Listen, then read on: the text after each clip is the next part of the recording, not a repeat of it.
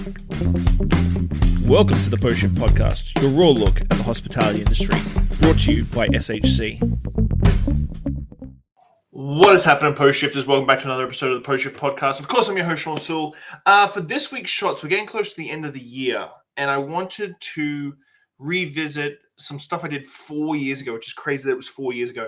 But 4 years ago, I did a series called Focus, Patience, and Success. It's on my brand swag. It's something that I really believe in. And so I want to do a rehash, and I want to show you guys exactly what I was thinking 4 years ago. So these are redo episodes, and I hope that you enjoy them. Thanks as always, guys. Enjoy your Christmas. Bye.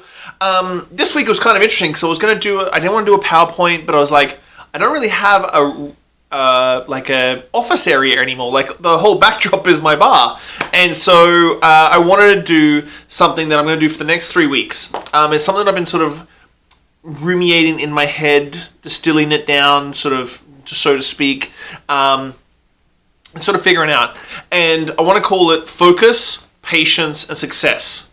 So these 3 steps: focus, patience, success. I'm going to really line this up because we're only 2.5 weeks out from New Year's Day. So we're 2 weeks out from 2021. And so I thought, well, what are we going to talk about before 2021? And I had a few guests, and then they all fell through because Christmas and it's busy and all that sort of stuff. And I was like, you know what? Fuck it. Let's do something on Fridays. 3 parts: focus, patience, and success. And I'm going to be going through all that. So today I want to talk to you about the 5 steps of focus. Now, really, the 5 steps of focus is goal setting. It's 2021. We're 2 weeks out. If you are sort of thinking about what I'm going to do for the first quarter of 2021, what I'm going to do for the second quarter of 2021, you're sort of already got on a back foot.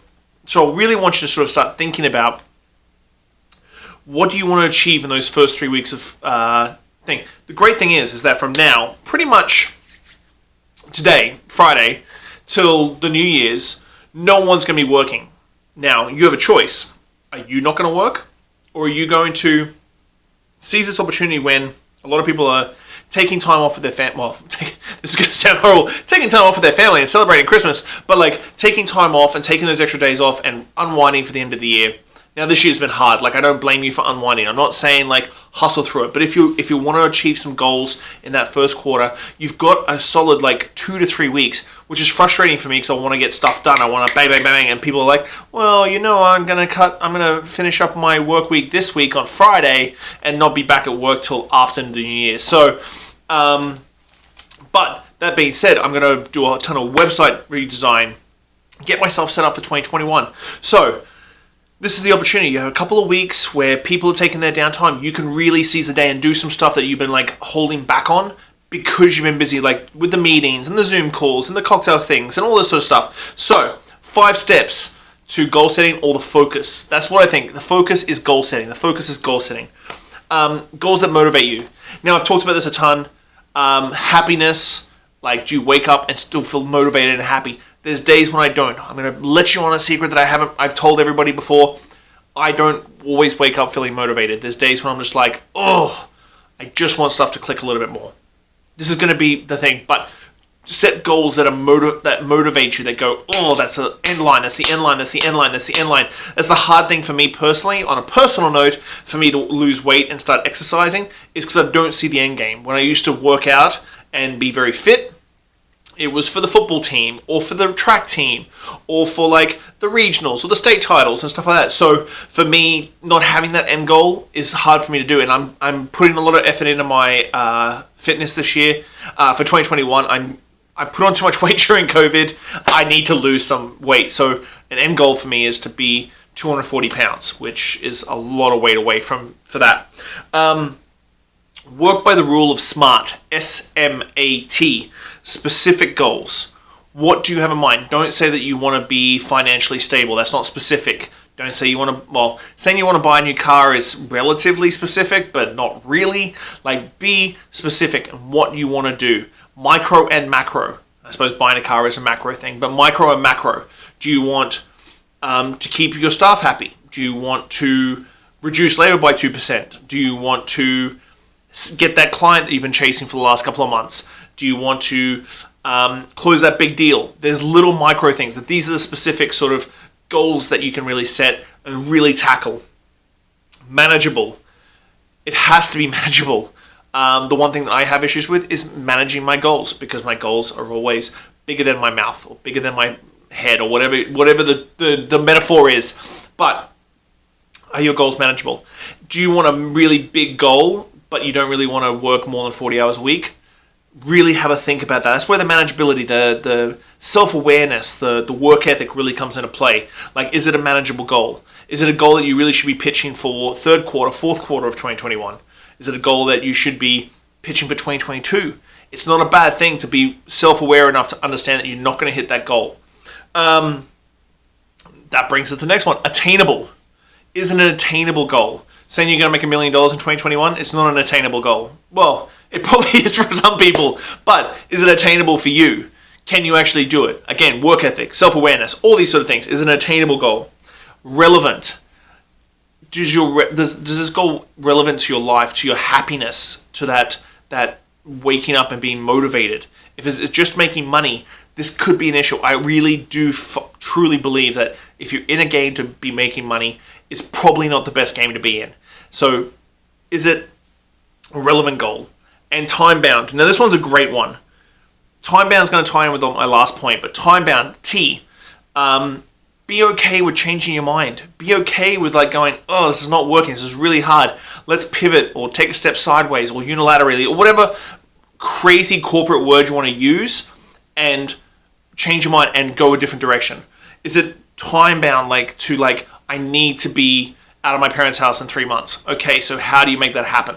You need to be out. Now, this is what I usually do with my goals, which just lines up for number 2, set your goals in writing. So what I usually do is set my goal on a piece of paper, draw a line back, and go, how do I achieve all my things and my KPIs? So, want to move out of your parents' house? That's a really simple one. So, you want to move out of your parents' house? Okay, so you need a full-time job, done. You need to be making this much money, done. You need to get this style of apartment, done. You need to get a roommate, this sort of thing, done. These are all little things that lead up to that goal of you moving out of your parents' house. Now, that's a very simple, easy goal. Hard goal for some of the 18, 19-year-olds that might be listening right now to be moving out of their parents' house, especially during COVID. I know a lot of industry people, a lot of hospitality industry people listen to me, so that's a really difficult one right now. Being on part of the Bartenders Benevolent Fund, I hear about all these stories all the time. But writing your goals down in writing, putting them down on paper, on a whiteboard. You won't see them, but I've got whiteboards and pinboards all over this side of the room. You never see that in the shots because it's not very attractive, but I've got sections, whiteboards, all for my different projects, where I want to be, how I want to be at them. So write it down so you're constantly reminded. Don't put it in a book, like I'm reading from my notes right here. Don't put it in a book and then put it in your cupboard. Like, have it somewhere where every day pounds you in. What is your fucking goal? How are you going to get to it? How do you do it? Because if you put it in writing, you should show all the key performance indicators of where you're at getting to that goal. So bang, bang, bang, every day you got to grind into your head about where you want your goal to be. Perfect number 4. Man, I'm segueing really good into all these points. Perfect point. Number 4, action plan. So what I was saying about KPIs, put it in writing. Then, okay, figure out how you're going to do it. Okay, so you want to start a new business. What's that sort of business? Now, is that business online? Is it direct to consumer? Is it business to B2B, business to business? What style of business is it? Is it brick and mortar? Do you have to pay for rent? Can you get a place cheap for rent? All these different things. These are your action plan. And this is where your action plan really comes into play.